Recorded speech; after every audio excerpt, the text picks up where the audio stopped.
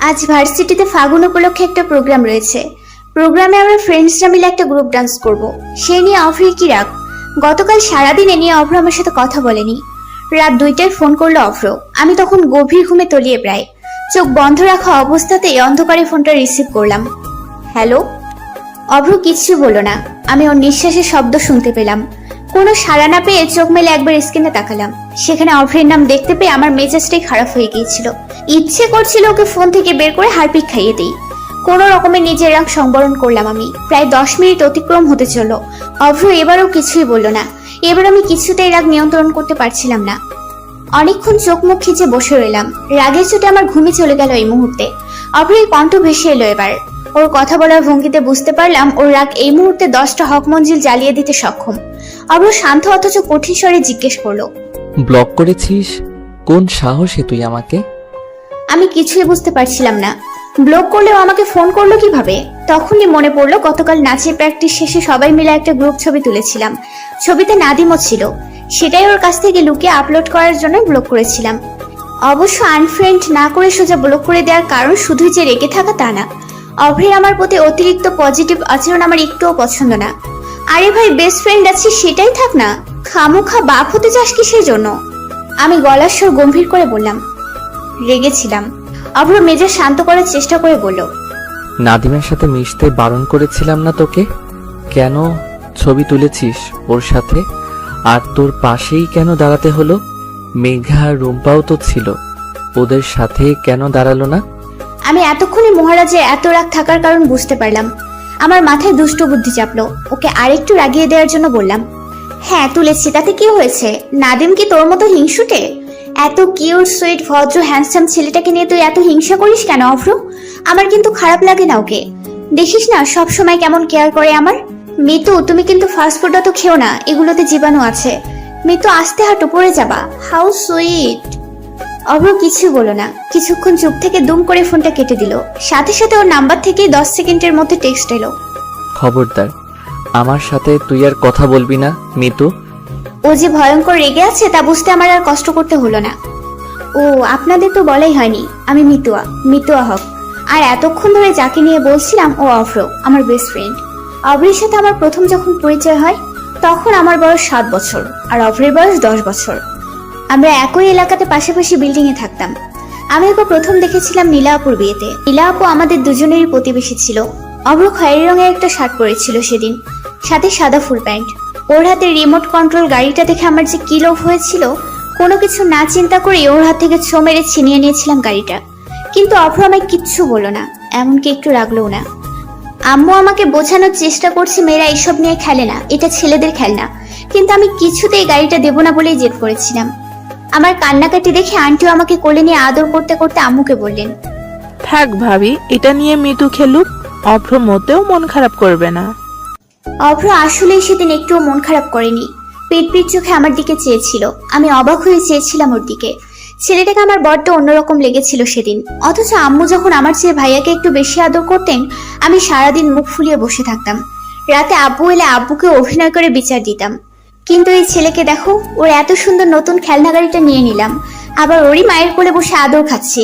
অথচ তার মধ্যে এসব নিয়ে কোনো আক্ষেপ নেই, যেন সে মজা পাচ্ছে আমাকে খেলনাটা দিতে পেরে। আমার খুব হাসি পায় এগুলো মনে পড়লে। অথচ আমার সেদিনে অত দয়ালু বন্ধুর এখন এই হিংসের মাত্রা দেখো। হিংসে নিয়ে কোনো নোভেল যদি দেয়া হতো তাহলে আমাদের অভ্রয় দেশের দুর্নাম একা বয়ে আনতে সক্ষম হতো। এই মিতু, কি রে, আজ বা ক্যাম্পাসে কি প্রোগ্রাম আছে বললি? পরে ঘুমালে ভার্সিটি যাবি কখন? আম্মুর ডাকে আমি ঝড়ের গতিতে ঘুম থেকে উঠে বসলাম। উঠেই দেয়াল ঘড়িতে চোখ বুলালাম। ও মাই গড, ইটস টু লেট। আমাকে 10টার আগে ক্যাম্পাসে পৌঁছাতে হবে। অলমোস্ট 9টা বাজতে চললো। আমি তাড়াহুড়ো করে কোনো মতে একটা বসন্তী রঙের শাড়ি গায়ে জড়িয়ে নিলাম। কোনো রকমে তাড়াহুড়ো করে চুলগুলো আঁচড়ে খোপা করে নিলাম। কসমেটিক গুলো একটা ব্যাগে নিয়ে নিলাম। ক্যাম্পাসে গিয়েই সাজবো না হয়। ডাইনিং রুমে যেতেই অভ্রকে চোখে পড়লো। টেবিলে বসে কেমন নির্বিকার ভঙ্গিতে নাস্তা করছে অভ্র। ওর ভাব দেখে মনে হলো ও এই হক মঞ্জিলের একমাত্র জামাই। আমি নিঃশব্দে ওর পাশের চেয়ারটা টেনে বসলাম। ও পাশ ফিরে তাকালো না, যেন আমি এসেছি সেটা একদমই পাত্তা দিচ্ছে না। আমার প্রচুর মেজাজ খারাপ হলো আম্মুর ওপর। এত জামাই আদর করার দরকার কি শুনি? অবশ্য এসব ভেবে কি লাভ? মাঝে মাঝে তো মনে হয় অভ্রই বুঝি আমার আম্মুর আসল ছেলে, আর আমাকে এনেছে রাস্তা থেকে কুড়িয়ে। তাই তো ওর আগমনে আম্মু চাঁদ পাওয়ার মতন খুশি হয়ে যায়। কিরে খাচ্ছিস না কেন? ছেলেটা সেই কখন থেকে বসে আছে আর মহারানী খুবই ভাঙলো না। আম্মুর কথায় আমি ব্যাপক অপমানিত বোধ করলাম। অভ্রের দিকে এক পলক তাকাতেই দেখতে পেলাম ও কেমন ভাব নিয়ে খাচ্ছে। ওর খাওয়ার ভঙ্গি দেখে মনে হচ্ছে আমার অপমানিত হওয়াতেও ভীষণ মজা পাচ্ছে। আমার রাগ এবার চরম মাত্রায়। মনে মনে ব্যাটাকে 100 বার গঙ্গার পানিতে চুবিয়ে ফেললাম। কিছুক্ষণ চোখ বড় বড় করে তাকিয়ে ওর প্লেটটা মুখের সামনে থেকে ছো মেরে সরিয়ে ধমকের স্বরে বললাম, ওঠ, লেট হয়ে গিয়েছে, আর খেতে হবে না। আম্মু বলল, ঠিকই, ছেলেটাকে নাস্তাটাও শেষ করতে দিবে না? কিছুই তো খেলো না অভ্রটা। আমি চোখ মুখ খিচে বললাম, হ্যাঁ, তোমার অভ্র তো কিছুই খায়নি। গরুর মাংস দিয়ে পরোটা, ডিম, কলা, এতক্ষণ তো আমিই ঠুসেছি সব। আমার কথার মানে বুঝতে পেরে আম্মু আমার প্লেটে তাকিয়ে কিছু বলতে যাবে তার আগে আমি হনহনিয়ে বেরিয়ে পড়লাম। অভ্র তখনও মিটিমিটি হাসছে। ওর হাসি দেখে আমার যেন পিত্তে জ্বলে যাওয়ার উপক্রম হলো। আমি কোনো কথা না বলে ওর বাইকের পেছনে বসে পড়লাম। পুরো রাস্তা আমি ওর সাথে কোনো কথা বলিনি। 1-2 বার ফ্রন্ট মিররে চোখ যেতেই দেখেছিলাম ও নিঃশব্দে আমার দিকে চেয়ে আছে। এর মধ্যে অভ্র বাইকটা একটা রেস্টুরেন্টের সামনে দাঁড় করিয়ে আমাকে জোর করে নাস্তা করালো। আমি খেতে না চাইলে জোর করে নিজের হাতেই খাইয়ে দিল। যেন আমার উপর ওর কত অধিকার। অভ্র এমনই। 20 মিনিটের মধ্যে আমরা ক্যাম্পাসে গেটের কাছে পৌঁছালাম। আমি ওর সাথে এবারও কোনো কথা বললাম না। বাইক থেকে নামতেই অভ্র পেছন থেকে আমার হাত টেনে ধরলো। তীক্ষ্ণ দৃষ্টিতে আমাকে একবার আগাগোড়া অবলোকন করে নিল, তারপর গম্ভীর মুখে বলল, শাড়িটা ব্লাউজের আরো একটু উপরে পড়তে পারিস না? 2 মিনিট সময় দিলাম, এর মধ্যে শাড়ি ঠিক কর। আমি পিঠে হাত দিতেই বুঝতে পারলাম পিঠের একাংশ খালি হয়ে আছে, তবে সেটা খুবই সামান্য। এই সামান্য ত্রুটিও অভ্রের চোখের হাতে সক্ষম হয়নি। আমি হাত দিয়ে শাড়িটা ঠিক করে নিলাম। তারপর চলে যাওয়ার জন্য পা বাড়াতেই অভ্র পুনরায় আমার আঁচল টেনে ধরলো। আমার ভীষণ অস্বস্তি হচ্ছিল। অভ্র সেসব তোয়াক্কাই করলো না। ছোট্ট একটা ব্যাগ থেকে 2 মুঠো লাল কাঁচি চুড়ি বের করলো। কিছুক্ষণ আমার মুখের দিকে তাকিয়ে মৃদু হেসে আমাকে কিছু বলার সুযোগ না দিয়েই চুপচাপ চুড়িগুলো আমার হাতে পরিয়ে দিল। তারপর আমার শাড়ির আঁচল টেনে মুখের ঘাম মুছতে মুছতে বলল, এটারই কমতি ছিল। বাসন্তী শাড়ির সাথে লাল চুড়িতেই তোকে মানাবে ইমাজিন করে দেখলাম, তাই এইটাই নিয়ে নিলাম। আর শোন, ফোন করবি যাওয়ার সময় আমাকে না দেখতে পেলে। আমি সিফাতদের সাথেই আছি। আমাকে পিট পিট চোখে তাকিয়ে থাকতে দেখে পুনরায় বাইকের চাবি ঘুরাতে ঘুরাতে বলল, শাড়ির ফাঁকে যদি আমার ব্যক্তিগত সম্পত্তির এতটুকু উন্মুক্ত হয়েছে তাহলে কিন্তু তোর খবর আছে মিতু। ওর হালকা ধমকে আমি যেন কেমন অধিকারবোধ গন্ধ পেলাম। আমার শরীর বেয়ে যেন কম্পন শুরু হয়ে গেল। অভ্রের এরকম আচরণ আমাকে মাঝে মাঝে বড্ড ভাবনায় ফেলে দেয়। ওর এমন তীক্ষ্ণ দৃষ্টিতে প্রতিবার আমি আমাদের সম্পর্কের ব্যতিক্রমী অর্থ খুঁজে পাই, যা আমায় অসম্ভব লাজুকলতায় মিলিয়ে রাখে। আমি পথভ্রষ্ট হই আর ভাবতে থাকি এই সম্পর্কের নাম কি শুধুই বন্ধুত্ব দেয়া যায়, নাকি এর চেয়েও বেশি কিছু। আমাদের প্রোগ্রাম শেষ হতে হতে প্রায় সন্ধ্যা হয়ে আসে। স্টেজে উঠে আমি 2-1 বার অভ্রকে খুঁজেছিলাম। ক্যাম্পাসের কৃষ্ণচূড়া গাছটার সাথে ঠেস দাঁড়িয়েছিল অভ্র। ওর চোখে মুখে শুধুই গম্ভীর্যতা। আমি যেন সেসব কোনো তোয়াক্কাই করলাম না। আমাদের নাচ শেষ হতে না হতেই আশেপাশে হইচই শুরু হয়ে গেল। স্টেজের আশেপাশে যারা ছিল তারা সবাই দৌড়ে অভ্রের হলের দিকে ছুটতে লাগলো। আমরাও কিছু না বুঝে দৌড়াতে লাগলাম। প্রফেসর মফিজুর রহমান স্যার, নাবিলা কামাল ম্যামও দৌড়াচ্ছেন সেদিকেই। হলের করিডোরের দিকে দিশা হয়ে দৌড়াচ্ছে রিয়াদ, আর ওকে ধরার জন্য পেছনে অভ্র দৌড়াচ্ছে। অভ্রের পেছনে ছুটছে পুরো ক্যাম্পাস। রিয়াদের নাকে মুখে রক্ত লেগে আছে। আমি কিছুতেই বুঝতে পারছিলাম না অভ্রকে কেন মারছে। আমার আর ভিড় ঠেলে সেদিকে যেতে ইচ্ছে হলো না। প্রচুর রাগ হলো অভ্রটার উপর। ওর এসব কাজের জন্য না ওর পড়াশোনার কোনো প্রভাব পড়ে, আমি আছি সেই চিন্তায়। অবশ্য ক্যাম্পাসের সকলে অভ্রকে এত ভালোবাসে যে কোনো ঝামেলা হলে নিঃসন্দেহে সবাই অভ্রের পক্ষই নেবে। এদের ধারণা অভ্র কখনো অন্যায় কিছু করতে পারে না, যদি করে সেটার পেছনেও ন্যায় কারণ রয়েছে নিশ্চয়ই। ওকে এত ভালোবাসার কারণ শুধুই যে ভালো রেজাল্ট তা না, মানুষ হিসেবে অভ্র সেরাদের সেরা, এমনটাই সকলে মনে করেন। ক্যাম্পাসের যে কারো বিপদে অভ্রই সবার আগে এগিয়ে যায় সাহায্যের জন্য। মফিজুর স্যার তো প্রায়ই বলেন, এভাবে স্ট্রং লিডারশিপ কোয়ালিটি উঠো, এটা ধরে রেখো আজীবন। এসব ভাবতে ভাবতে দেখলাম মেঘা হাঁপাতে হাঁপাতে আমার সামনে এসে দাঁড়ালো। আমি জিজ্ঞেস করলাম, কিরে এমন সাপের মতন ফোঁসফোঁস করছিস কেন? দোস্ত প্লিজ রিয়াদকে বাঁচা, অভ্র ওকে মাইরেই ফেলবো আজকে। আমি হতম্বিত হওয়ার স্বরে জিজ্ঞেস করলাম, মানে অভ্র এখনো মারছে?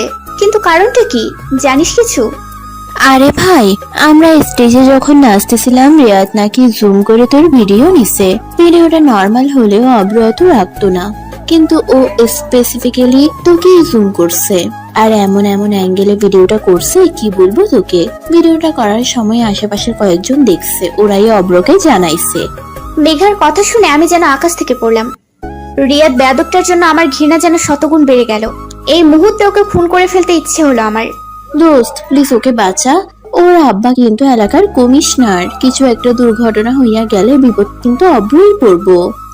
মেঘার কথায় আমি যেন সম্বিত খুঁজে পেলাম। ঠিকই তো, আমার কারণে কেন অফ্র সাফার করবে? তাছাড়া ভুলটা তো আমারই। আর কোনো কিছু চিন্তা না করে দৌড় লাগালাম।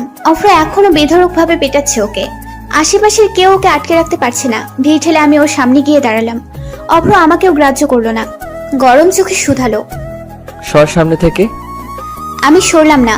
ওর হাত থেকে লাঠিটা নিয়ে ওকে দুই হাত দিয়ে জাপটে ধরে ঝরঝর করে কাঁদতে কাঁদতে বললাম, আর মারিস না অভ্র, প্লিজ বাসায় চল।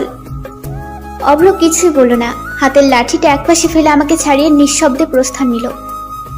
সেদিনের পর থেকে অভ্রের সাথে আমার 4 দিন যাবৎ কোনো কথা হয়নি। আমি অনেকবার ফোন করেছি, টেক্সট করেছি, ও কোনো কিছুতে রেসপন্স করেনি। এই প্রথম অভ্র আমার সাথে এতদিন কথা না বলে থাকলো। রাতে ছাদে উঠে ওর বারান্দার দিকেও তাকিয়ে থেকেছি প্রতিদিন। আমাকে দেখা মাত্রই অভ্র রুমে চলে যেত। অভ্রের এমন অদ্ভুত রূপ আমি আগে কখনোই দেখিনি। আমার ভীষণ মন খারাপ হয়ে গেল। পঞ্চম দিনে আমি এদিক সেদিক না চিন্তা করে সোজা অভ্রদের বাসায় চলে গেলাম। কলিং বেলে চাপ দিতে আন্টি হাসি মুখে দরজা খুললো, যেন আমার উপস্থিতি ওনাকে একটু অবাক করেনি, কিংবা আমি আসবো বলেই জানতেন আন্টি। আমাকে দেখা মাত্রই জাপটে ধরে অভিমানী মুখ করে বললেন, আন্টির কথা কি একটু মনে পড়ে না তোর?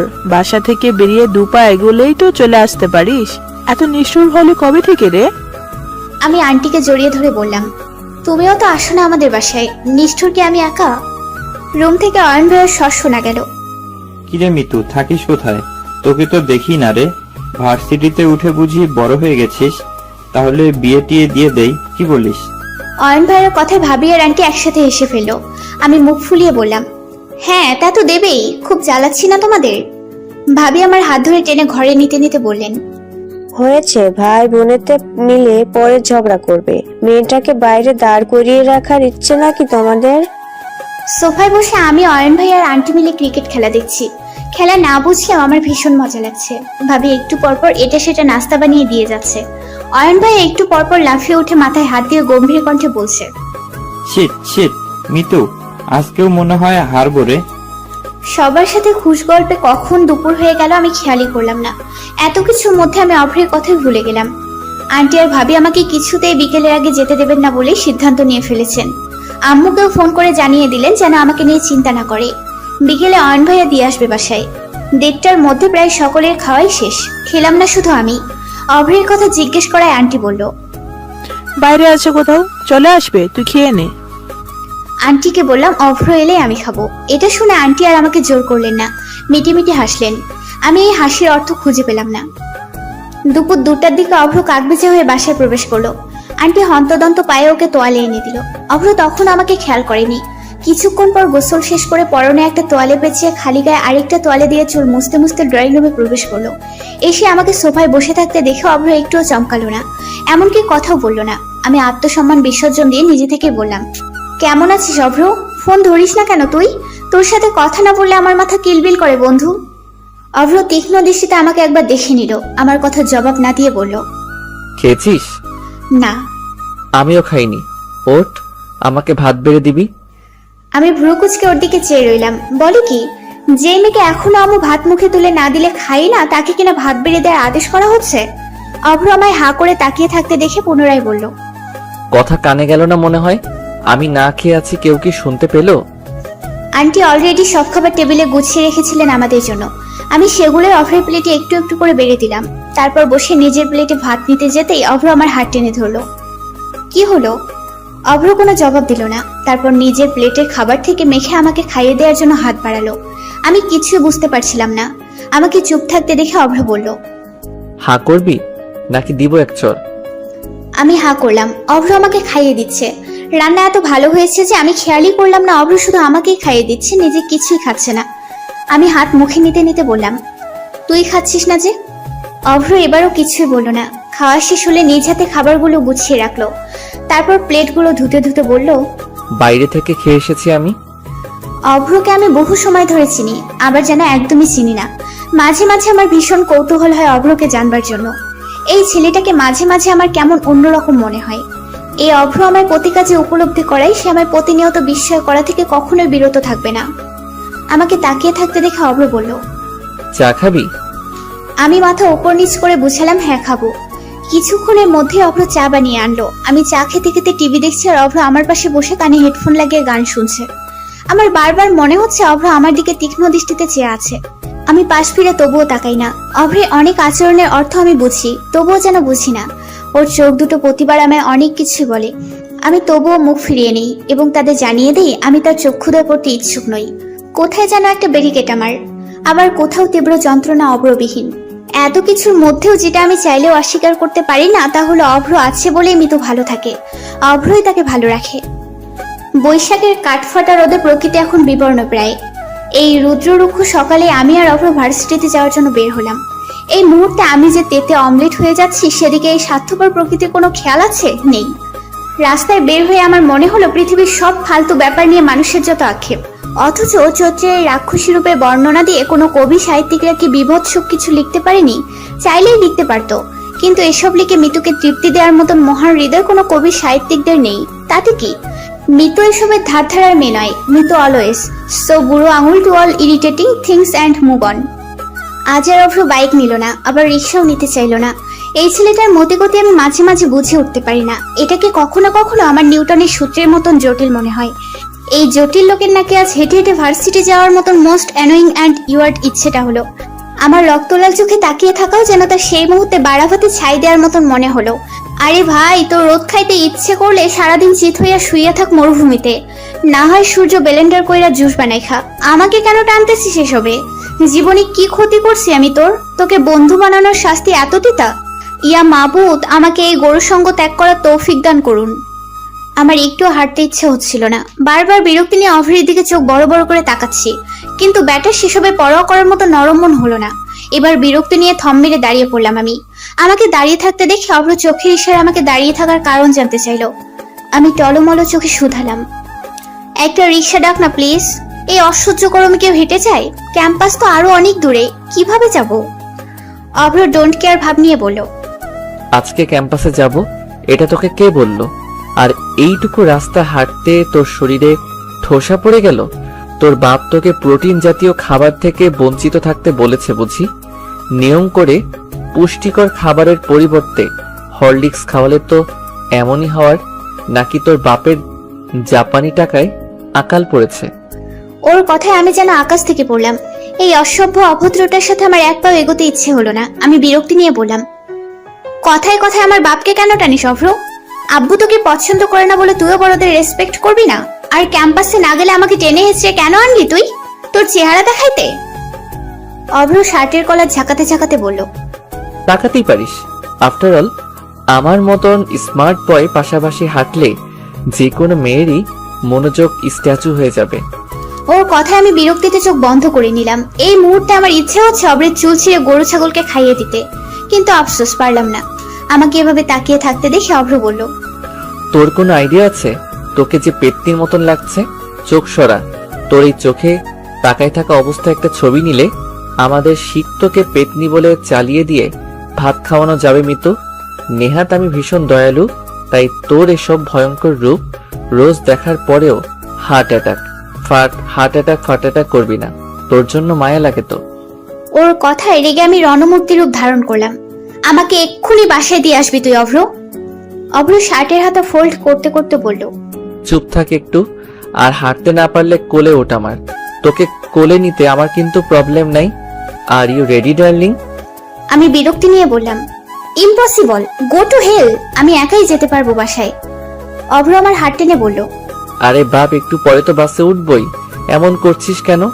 একটু ভদ্র মহিলার মতো হাঁটতে পারিস না? বাপের মতো কেমন মির্জাফর হয়ে যাচ্ছিস দিন দিন। আমি ভ্রুকুচকে জিজ্ঞেস করলাম, বাসে উঠছি মানে কোথায় যাব? সেটা গেলেই জানতে পারবি। রীতিমতো টেনে হেঁচড়ে আমাকে বাসে ওঠালো অভ্র। কিছুক্ষণ বিরক্তি নিয়ে বসে থেকে ক্লান্ত হয়ে কখন অভ্রের কাঁধে মাথা রেখে ঘুমিয়ে পড়েছিলাম খেয়াল করিনি। অভ্র সবার মতো না, ওকে আমি সেই ছোট্টবেলা থেকেই জানি। তাই ওকে যে কোনো পরিস্থিতিতেই চোখ বন্ধ করে বিশ্বাস করতে আমার একবারও ভাবতে হয় না। He is my comfort zone. Abhra মানে মিতুর কিছুই হবে না। এই তো সেদিনের কথা। ক্যাম্পাসে 104 ডিগ্রি জ্বর নিয়ে আমি ঘাড় কাত করে ব্রেঞ্চে বসে আছি। কারোর সাথে কথা বলার শক্তিটুকু আমার নেই। ক্লাস শেষে গেটের বাইরে যেতেই অভ্রকে দাঁড়িয়ে থাকতে দেখতে পেলাম। ওকে দেখা মাত্রই আমার সকল দুর্বলতা বেরিয়ে আসতে চাইলো। আমি মলিন চোখে অভ্রকে দেখে নিলাম। কিছু বলতে যাব তার আগে অভ্র ঝড়ের গতিতে বাইক থেকে নেমে আমায় ধরে ফেললো। আমি আমার সর্বস্ব শক্তি হারিয়ে ফেললাম। তারপর কি হলো আমার মনে নেই। 4 ঘন্টা পর নিজেকে হসপিটালের বেডে শুয়ে থেকে হাতে স্লাইন লাগানো অবস্থায় আবিষ্কার করলাম। আমার জ্ঞান ফিরতে দেখে আম্মু আমাকে জড়িয়ে ধরে হাউমাউ করে কান্না জুড়ে দিয়ে বলেছিল, অভ্রটা না থাকলে যে কি হতো। ছেলেটা 4 ঘন্টা ধরে কেমন উন্মাদের মতো করছে। তোর ঔষধপত্র যা লাগে সব অভ্র দৌড়াদৌড়ি করে এনেছে। আমি ক্লান্ত চোখে আম্মুর কথা শুনছিলাম। কিছুক্ষণ পর আন্টি আর ভাবি এলেন আমায় দেখতে। অভ্র এলো না। আরো 1 ঘন্টা ঘুমিয়ে চোখ মেলার পরই চোখের সামনে কারো শান্ত চাহনি আবিষ্কার করলাম। অভ্র আমার বেডের পাশেই বসে আছে। ওকে কেমন ক্লান্ত দেখালো, চোখগুলো ফুলে ফুলে আছে। আমাকে তাকিয়ে থাকতে দেখে অভ্র শান্ত অথচ কঠিন গলায় বলল, এমন না করে প্লিজ, একেবারেই আমাকে মেরে ফেল তুই। আমার শান্তি তো তোর সহ্যই হয় না, তাই না? ঠিক মতো খাওয়া দাওয়া করবি না, শরীরে রোগ বাঁধিয়ে বসে থাকবি, লো প্রেশার নিয়ে পাকিস্তানি সিরিয়াল দেখবি। তোর এনআইডি কার্ডে 21 বছর বয়সের জায়গায় 10 বছর দেওয়া উচিত, মিতু। আমি সেদিন কিছুই বলিনি ওকে। ওর প্রতিটা বাক্যই কেমন যত্নশীল লাগছিল আমার। আমাকে শান্ত বাচ্চাটির মতো হাসি মুখে চেয়ে থাকতে দেখে অভ্র বলেছিল, হাসবি না তুই, একদম হাসি বন্ধ। আর কোনোদিন এমন আনডিসিপ্লিন চলাফেরা যদি দেখেছি, আমাকে হার্ট অ্যাটাক দেওয়ার অপরাধে তোর 14 গোষ্ঠীকে জেলের ভাত খাওয়াবো, দেখিস। অভ্র এই কথা শুনে আমি বেশ শব্দ করেই হেসে ফেললাম। ভুলে গেলাম সকল অসুখ, সকল ব্যথা। অবশ্য পুরোটা অভ্রই আমার কাছে একটা কমফোর্ট জোনের প্যাকেট। পৃথিবীতে বাবা আর ভাইয়ের পরে একটা ছেলেই আমার সবসময় নিরাপদ অনুভব করায়, যার কারণে অভ্রকে শুরু থেকে বেস্ট ফ্রেন্ডের প্রমোশন করিয়ে দিয়েছিলাম। অভ্র নিচু হয়ে বসলো, যেন আমার মাথাটা ওর কাজ ছুতে কষ্ট করতে না হয়। আমার ঠোঁটে প্রশান্তির হাসি। ঢাকা থেকে বাসে করে আমরা কুমিল্লার দাউদকান্দি উপজেলায় এসে পৌঁছালাম। বাসের পুরোটা সময় অভ্র কাকে যেন বারবার ফোন করে জানাচ্ছে আমরা কখন কোথায় আছি। আমি ভ্রুকুচকে ওর দিকে জিজ্ঞাসা সূচক দৃষ্টিতে তাকাতেই প্রতিবার জবাব দিয়েছে, তোকে কিডন্যাপ করার প্ল্যান করতেছি দোস্ত। Are you prepare to accept me as your কিডন্যাপারার? প্রতিবার আমি বিরক্তি নিয়ে আবার ঘুমিয়ে পড়েছি। আমরা দাউদকান্দি ফ্লাইওভারের নিচে দাঁড়িয়ে। আমি কিছুই বুঝতে পারছি না। আমি যেন এবার ভীষণ উদ্বেগ হয়ে পড়লাম ভেতরে ভেতরে। বারবার মনে হচ্ছিল আমার অভ্রের সাথে এত দূর আসাটা ঠিক হয়েছে কিনা। তার উপর আব্বু আম্মুকেও জানানো হয়নি। আমার ভয় হচ্ছে শুধু আব্বুকে নিয়ে। এসব ভাবতে ভাবতেই দেখলাম অল্প বয়সী 2 জন ছেলে দূর থেকে অভ্রকে দেখে দৌড়ে এসে জড়িয়ে ধরলো। আমি ভ্যাবা চাকা খাওয়ার নাই তাকিয়ে রইলাম কিছুক্ষণ ওদের দিকে। ওদের কুশল বিনিময় চলল বেশ অনেকক্ষণ যাবত। তারপর কালো শার্ট পরা ছেলেটি আমাকে হাসি খুশি মুখ করে জিজ্ঞেস করলো, কেমন আছো মিতু আপু? আমি বিস্ময় নিয়ে জিজ্ঞেস করলাম, তুমি আমাকে চেনো?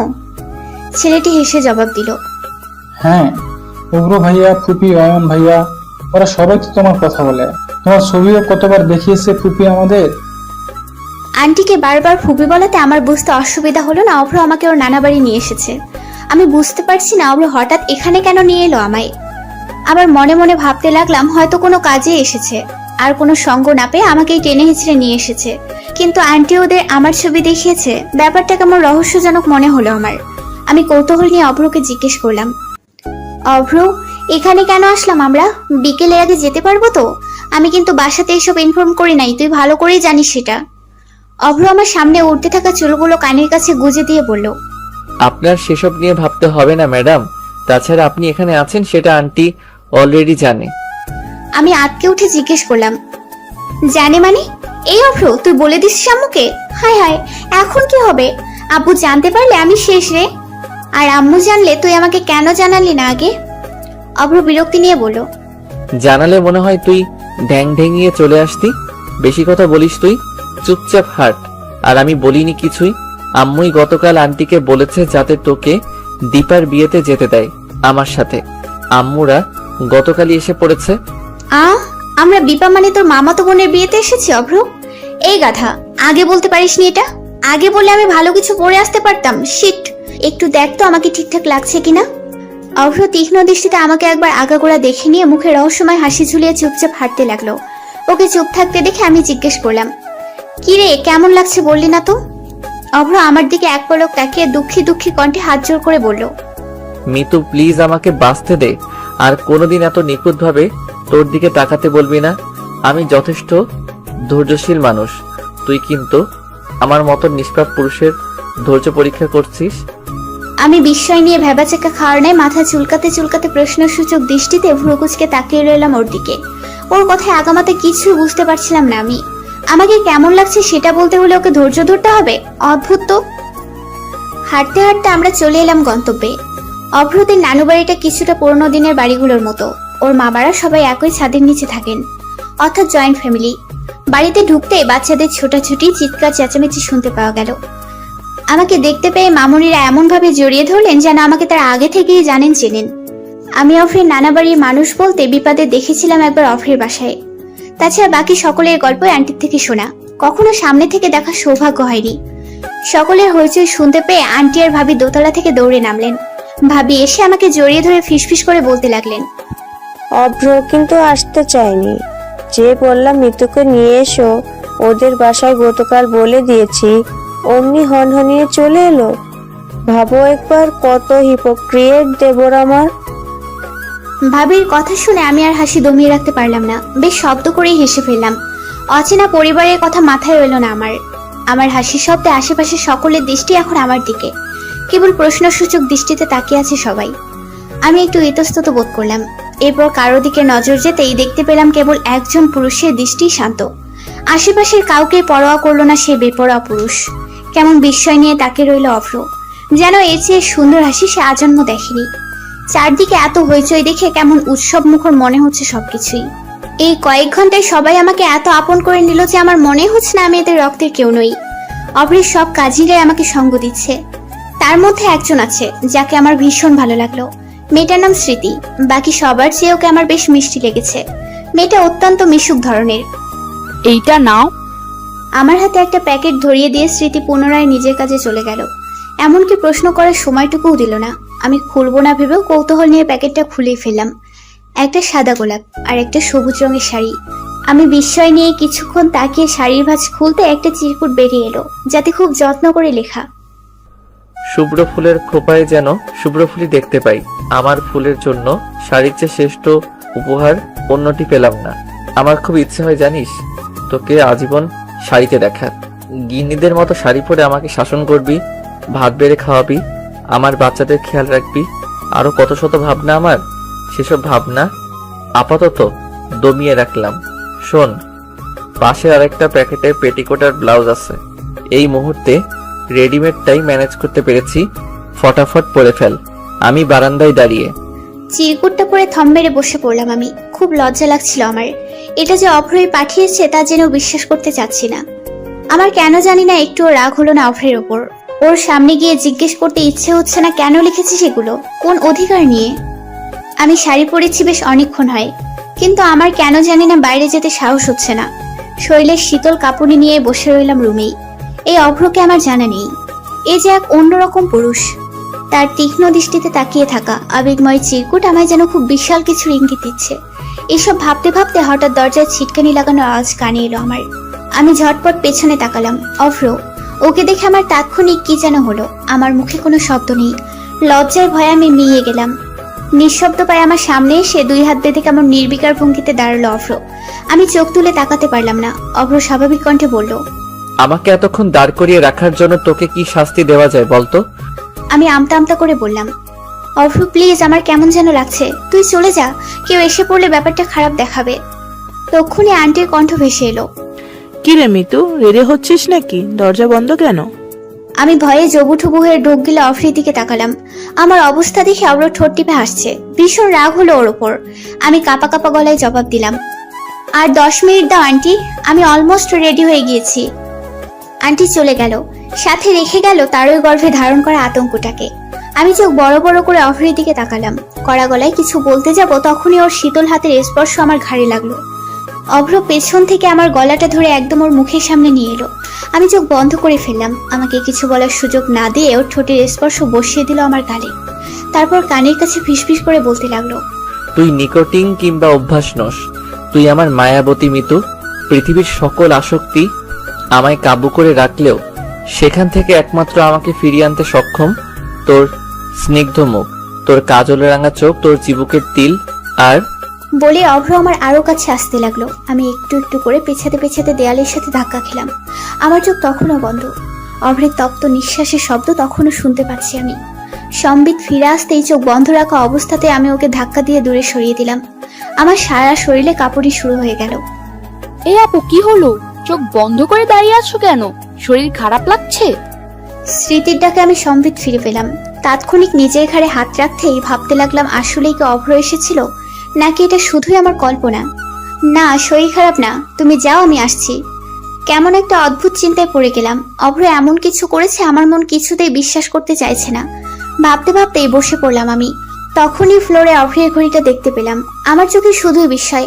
তার মানে কল্পনা নয়, অভ্র আসলেই এসেছিল। আমার কেন জানি না খুব কান্না পাচ্ছে। এই অভ্রকে আমি কিছুতেই মেনে নিতে পারছি না। কেমন অচেনা লাগছে সবকিছু। আমার আর এক মুহূর্তও থাকতে ইচ্ছে হচ্ছে না এখানে। সেদিনের পর থেকে আমি অভ্রের সাথে কোনো কথাই বলিনি। আমি যে অভ্রকে পছন্দ করি না ব্যাপারটা এমনও না। তবে অভ্রের হঠাৎ করে এমন আচরণে আমি মনে হয় অনেকটাই অপ্রস্তুত হয়ে পড়েছিলাম। কিছুতেই আমি ওর সেদিনের করা আচরণকে স্বাভাবিক বলে মেনে নিতে পারছিলাম না। এই মেনে না নিতে পারার উত্তরটাও আমার জানা নেই। শুধু জানি আমার এই মুহূর্তে অভ্রকে খুব বিরক্তিকর কিছু বলে মনে হচ্ছে। এই কয়দিনে অভ্র আমাকে অজস্রবার ফোন দিয়েছে, বাসায় এসেছে বহুবার। ওকে দেখা মাত্রই আমি রুমে চলে যেতাম। আমার আচরণের প্রভাব হয়তো ওর ওপর কিছুটা হলেও পড়েছে। অভ্র গত 2 দিন যাবত আমার সামনে আসেনি, এমনকি একবারও ফোন করেনি। এতে অবশ্য ভালোই হয়েছে। আমার আর যেচে ওকে ইগনোর করতে ইচ্ছে হচ্ছে না। 1 সপ্তাহ পর ভার্সিটি গেলাম আমি। অভ্র আসেনি ক্যাম্পাসে। তারপর আরো কয়েকদিন টানা ক্যাম্পাসে অভ্রকে দেখতে পেলাম না আমি। সিফাতকে জিজ্ঞেস করায় বলল অভ্র গত 10 দিন ধরে ভার্সিটিতে আসে না। তার মানে বিপার বিয়ের পর থেকেই এবার আমার কেমন চিন্তা হতে শুরু করলো। অভ্র ক্যাম্পাসে আসেনি এতদিন, তাহলে আছে কোথায় হতচ্ছাড়াটা? বান্ধবীর থেকে পাওয়া গোপন রিয়েকশনে দেবদাস হয়ে যায়নি তো? 12তম দিনে বারান্দার দোলনায় বসে আরাম করে বড়ের আচার খাচ্ছিলাম আমি। বাসার সামনের গলিতে দাঁড়িয়ে থাকা কয়েকটা ছেলে কেমন শকুন দৃষ্টি নিয়ে আমার দিকে তাকিয়ে শীষ বাজাচ্ছিল। লাল রঙের শার্ট পরা ছেলেটা জিভে বারবার ঠোঁট ভিজাচ্ছে দেখে আমার কেমন শরীর ঘিন ঘিন করতে আরম্ভ করলো। চেহারায় কেমন বখাটে ছাপ দেখা গেল ওদের অঙ্গি ভঙ্গি দেখে কেমন গা গুলিয়ে আসার উপক্রম হলো আমার। শান্তি মতো একটু বারান্দায়ও বসতে পারলাম না। এদের কারণেই এদেশের মেয়েরা এখনো অনিরাপদ। পড়াশোনা ছেড়ে দিয়ে বাপের টাকায় বখাটেপনা করে বেড়াতে এরা স্বাচ্ছন্দ্য বোধ করে। আমার ইচ্ছে হলো এদের ধরে গণপিটুনি খাওয়াতে, কিন্তু আমি সেটা করলাম না। নিজের প্রতিবাদী ভাবনাকে দমিয়ে রুমে ফিরে গেলাম আমি। রুমে আসার 2 মিনিটের মধ্যেই বাইরে হইচই শোনা গেল। চিৎকার চেঁচামেচিতে আমি আর আম্মু গেটের বাইরে আসতেই দেখতে পেলাম ওই ছেলেগুলোর মধ্যে লাল শার্ট পরা ছেলেটা অভ্রের পা ধরে বসে আছে। আমাকে দেখা মাত্রই ছেলেটা হাঁটু গেড়ে বসে হাত জোর করে বলতে লাগলো, আখা মাফ কইরা দেন, আর এমন করবো না, ভাইরে কোন সাইরা দিতে। বলে আবার কান্না শুরু করে দিল। আম্মু কিছুই বুঝতে পারছিল না, কেমন বিস্ময় আর হতভম্ব হওয়ার নাই তাকিয়ে রইল আমার দিকে। তারপর ইশারায় আমিও বোঝালাম যে আমিও কিছুই জানি না। আমার থেকে উত্তর না পেয়ে আম্মু অভ্রকে জিজ্ঞেস করলো, কি রে, কি করছে ওরা? আসছিস কেন এভাবে? অভ্র কিছু বলার আগেই ফারদিন বলে উঠলো, মারবো না কি করব? শালাকে কত বড় সাহস জানেন আন্টি? আমাকে অভ্রের দিকে এক পলক চেয়ে। না মানে রাস্তাঘাটে মায়া করে বিরক্ত করে তো। একটু আগেও আমাকে পরিচিত একজন রে উত্তক্ত করতেছিল। এগুলা তো ঠিক না, তাই না আন্টি? এই লাইগেই উগ্র ভাইয়া ধইরা পিড়াইয়া থানায় দিয়ে আইতে কইল। ফারদিনের কথায় যেন আম্মু খুশি হয়ে গেল। ওর মাথায় হাত বুলিয়ে বলতে লাগলো, খুব ভালো কাজ করছো বাবা। ওদেরকে আসলেই পুলিশে দেওয়া উচিত। আর তোমাদের মতো ছেলেরা আছে বলেই এই দেশে এখনো অনেক অঘটনের হাত থেকে মেয়েরা বেঁচে যাচ্ছে। যে মেয়েটাকে উত্তপ্ত করছে সেও তো তোমার আর অভ্রের বোনের মতোই, তাই না? আম্মুর কথায় অভ্র হঠাৎ কেসে উঠলো। কাঁচতে কাঁচতে ফারদিনের দিকে গরম চোখে তাকাতেই ফারদিন দাঁত বের করে হাসার চেষ্টা করে আম্মুকে বলল, না আন্টি, আমার বোন হইলেই যে উগ্র ভাইয়েরও হইতে হইব এমন কিন্তু কথা নাই। ধরেন আমার ফিউচার বউ কিন্তু সম্পর্কে আমার বউ, কিন্তু উগ্র ভাইয়ের তো বউ না। সম্পর্কে উগ্র ভাই আমার বউয়ের ভাষ্য। একইভাবে আমার বোন হইলেই ওই মাইয়া উগ্র ভাইয়েরও বোন হইতে হইব, এটা কিন্তু কোনো যুক্তি হইল না। বুঝছেন আন্টি? ওর কথায় আগাগোড়া কিছুই বুঝতে পারলো না আম্মু। বিরক্তি নিয়েই বলল, কি আবল তাবল বকছো ফারদিন? আম্মু আরো কিছু বলার আগেই ফারদিনের গালে একটা দাবাং মার্কা চর বসে গেল। ফারদিন হতভম্ব চোখে গালে হাত দিয়ে হা করে তাকিয়ে আছে। নিজের ইজ্জত বাঁচাতে এবার চরটা খাওয়ার পরেও হাসার চেষ্টা করে বলল, ভাই ভাই, হ্যাঁ হ্যাঁ, এসব কোনো ব্যাপার না আন্টি। অভ্র ভাই আমার বেশি ভালোবাসে তো তাই। অভ্রকে শুরু থেকেই চুপ থাকতে দেখে আম্মু এবার বলে উঠল, কি রে অব্র, কিছু হয়েছে তোর? তোকে তো আজকাল দেখাই যায় না রে। বাসায় আসিস না কতদিন বলতো? চল বাসায় চল, আজকে তোর পছন্দের ঝাল ঝাল গরুর মাংস রান্না করতেছি আজকে। অভ্র তীক্ষ্ণ দৃষ্টিতে আমাকে এক পলক দেখে নিয়ে বলল, ইস, কি আমার কাজওয়ালা ব্যস্ত ছেলে রে। তোর আবার কি করছে? কোনো কথা শুনবো না আমি, একদম মার খাবি। আর একটা কথা বললে চল। রীতিমতো টেনে হেঁচড়ে আম্মু অভ্রকে বাসায় নিয়ে এলো। সোফায় বসে বসে পৃথিবীর অষ্টমত আশ্চর্য দেখছি আমি। শুধুই যে দেখছি তা না, আবিষ্কার করছি। এই অদ্ভুত ব্যাটাকে কি করে নিজের বেস্ট ফ্রেন্ড বানিয়ে এতগুলো বছর অতিবাহিত করলাম সেটাই বুঝতে পারছি না। আরে বাপ, তুই যে রাগ করেছিস ওইটার ডেট কি এত তাড়াতাড়ি ফেল হয়ে গেল? অ্যাটলিস্ট আত্মসম্মানের খাতিরে একটা মাস নিজের রাগের লাস্টিং করাইতি। তা না, উল্টো ঢ্যাং ঢ্যাঙিয়ে বাসায় এসে কেমন করে গিলছে দেখো।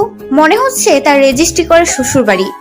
আর আমার মা যেমন আদিক্ষেতা করে সেবা করে খাওয়াচ্ছে, এইসব নাটক বুঝি স্টার জলসার সিরিয়ালকেও হার মানাবে। খাওয়া শেষ করে অভ্র ধুম করে সোফায় আয়েশ করে বসে আমার হাত থেকে রিমোটটা নিয়ে নিল। আমি গরম চোখে তাকাতেও কোনো ফায়দা হলো না। আমাকে কোনো প্রকার তোয়াক্কা না করে সে কেমন নির্বিকার ভঙ্গিতে ক্রিকেট দেখছে। তুই টিভি দেখছিস? আচ্ছা শোন, আমি একটু বাজারের দিকে যাচ্ছি, টুকিটাকি মশলা কিনতে হবে। আম্মুর কথায় অভ্র লাফিয়ে উঠে বলল, কি কি আনতে হবে আমাকে বলো, আমি এনে দিচ্ছি। তুই যাবি? কখনো করিসনি তুই বাজার? যেতে হবে না, আমি নিয়ে আসি। বলতেই অভ্র জোর করে বাজার করার ব্যাগটা আম্মুর কাছ থেকে নিয়ে নিল। কখনো করি নাই তো কি হয়েছে? এখন না শিখলে পরে তো বউ আমার বিপদে পড়বে।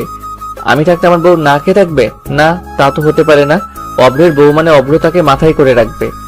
থেমে পুনরায়, কিন্তু সেসব কি আর কেউ বুঝে আন্টি? এত আরাম আয়েশ কারোর সহ্যই হয় না। তাই বিনা দোষে কেউ যে অভ্রকে ডজন খানেক বছর ধরে শুধু দূরত্বই দিয়ে যাচ্ছে, সেটা কারো চোখেই পড়ছে না। শব্দ করে নিঃশ্বাস ফেলে অভ্রের কথায় আম্মু হো হো করে হেসে ফেলল। কি বলিস? আমার লক্ষ্মী অব্রকেও কেউ দুঃখ দিতে পারে? হ্যাঁ রে, তুই প্রেমে টেমে পৌঁছিস না তো? তোর কথাবার্তা কিন্তু ঠিক লাগতেছে না আমার।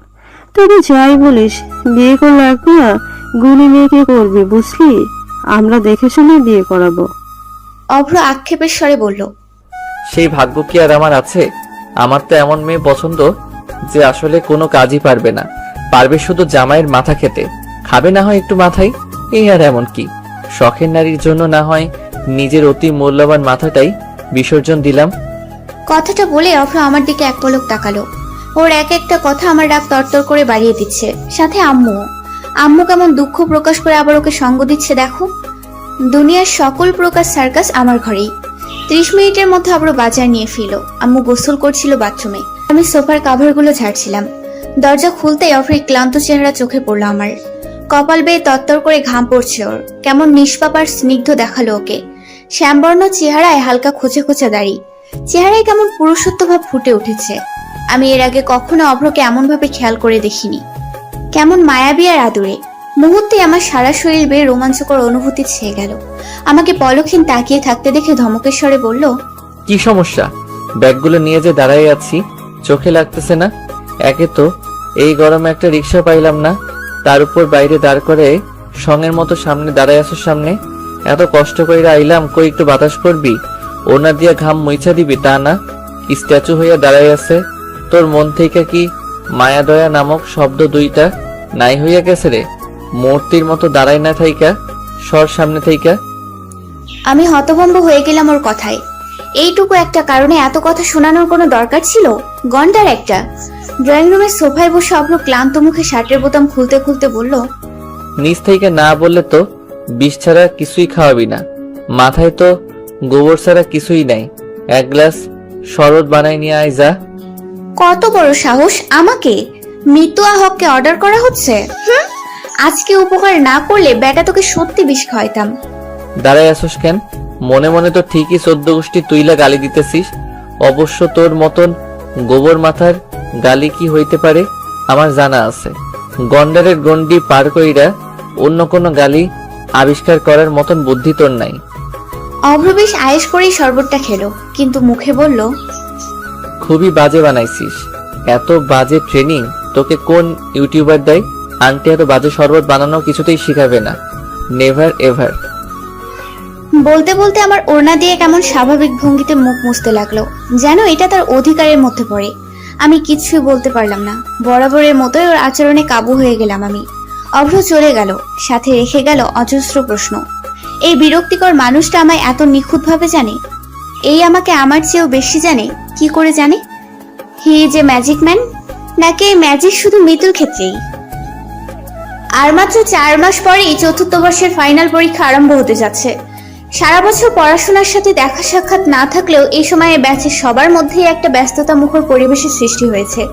ব্যস্ততা নেই শুধু আমাদের অভ্রের মাঝে, অনেকে এই নিয়ে রীতিমতো কানাঘুষা শুরু করে দিয়েছে। ক্লাসের ফার্স্ট বয় অলিতে গলিতে ঘুরে বেড়াচ্ছে, ব্যাপারটা অনেকে হজম করতে পারছে না। এই তো গতকাল মেসেঞ্জার গ্রুপে অভ্রকে নিয়ে রীতিমতো গবেষণা শুরু হয়ে গিয়েছিল। মেসেজের টুংটাং শব্দে আমি গ্রুপে না গিয়েও থাকতে পারলাম না।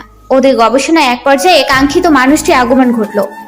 অভ্র গ্রুপে ঢোকা মাত্রই একে একে সকলেই সালাম দেওয়া শুরু করে দিল ওকে, যেন অভ্র নয়, আগমন ঘটেছে কোনো বিখ্যাত মনীষীর। প্রথমেই সম্মানের সহিত জাহিদ লিখলো, অভ্র ভাই, আপনার পাটা যদি একটু দিতেন।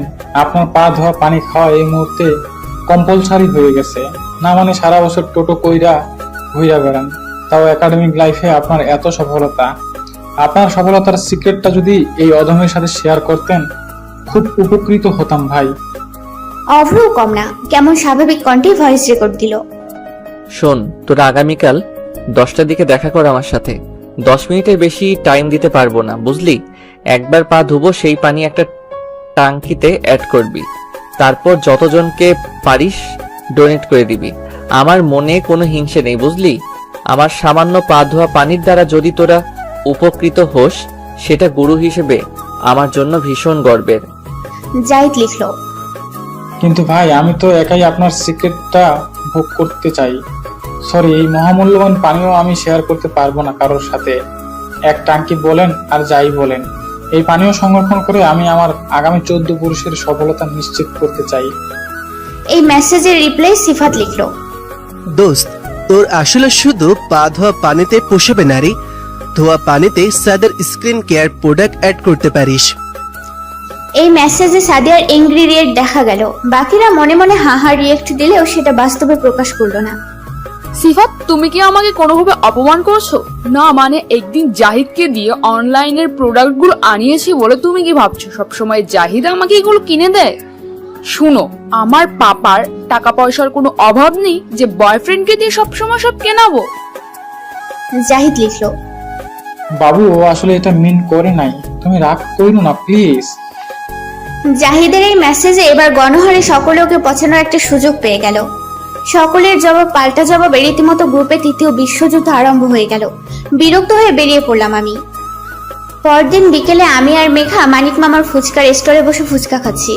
খাওয়া শেষ করে পুনরায় বাসায় যাওয়ার জন্য রওনা হতেই গলির দোকানে অভ্রকে চোখে পড়লো। অভ্র পেছন ফিরে দাঁড়িয়ে, সাথে ফারদিন।